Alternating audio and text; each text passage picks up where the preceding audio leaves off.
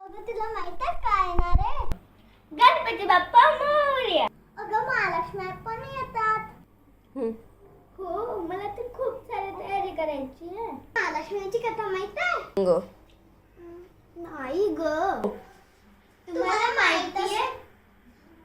तुम्हाला माहिती आहे का महालक्ष्मीची कथा? जर तुम्हाला माहित असेल तर हात दिल पाठवा. तो जाऊन त्याच्या बायकोला ते केळी खायला देते, पण तिला काही विश्वास नाही देवीवर.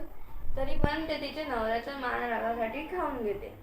मग 7 महिन्याने प्रेग्नेंट होते, म्हणजे गर्भवती. गर्भवती झाल्यानंतर मग तिचा 7वा महिना असते. ठीक आहे, 7वा महिना म्हणजे बेबी शॉवर. ओके. मग त्यावेळेस ते काय करते, ती तिच्या दारावर एक कुत्री येते.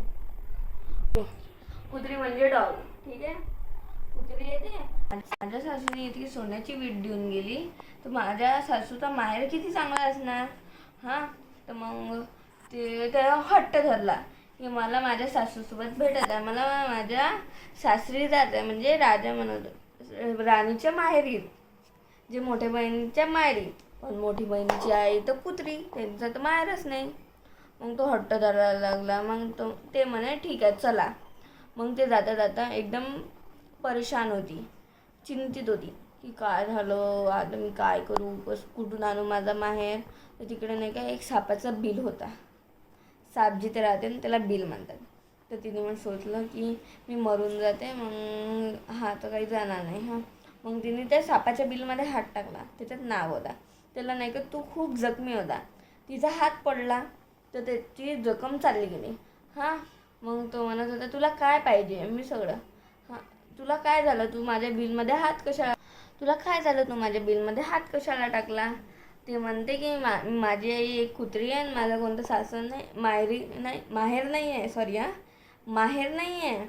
आणि तो मग म्हणायला लागला की ठीक आहे, मी तुला 2.5 दिवसाचं माहेर देते. महालक्ष्मी कशा आपल्या घरी 2.5 दिवसासाठी येते, 2.5 दिवसाचा माहेर देतो. मग ते म्हणते ठीक आहे. हात जोडून तिने नमस्कार केला नागोबाला. मग ते गेली.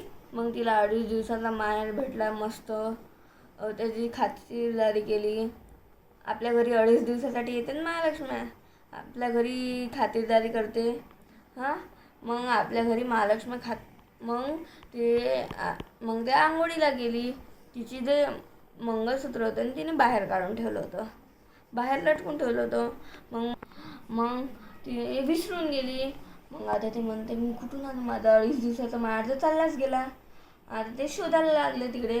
मग तिकडे तिचं मंगळसूत्र होतं तिथे निंबाच्या झाडावरच्या फांदीवर होतं, लटकून होतं.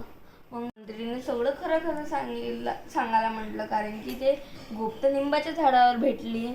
मग त्या मोठ्या बहिणीने सगळं सांगितलं. जसं की कुत्रीने म्हटलं होतं की लहान बहीण गरीब होऊन जाईल, तर लहान बहीण गरीब होऊन गेली आणि मोठी बहीण अमीर होऊन गेली. बस हेच आहे. म्हणूनच आपल्या घरी 2.5 दिवसाच्या महालक्ष्मी बसतात.